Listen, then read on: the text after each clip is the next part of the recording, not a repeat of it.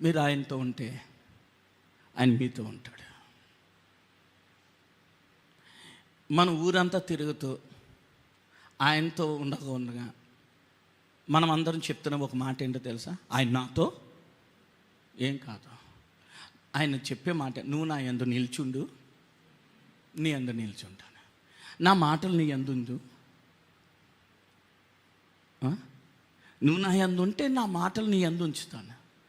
ప్రైజ్లో నీవు నాతో ఉంటే నేను నీతో ఉంటాను. నువ్వు నాతో తిరిగితే, నా తట్టు తిరిగితే నీ తట్టు తిరుగుతాను.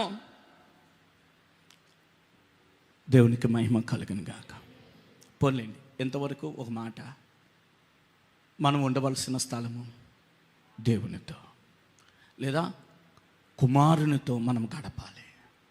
Praise the Lord, praise the Lord. మనమందరం ఎవరితో గడపాలి? కుమారునితో.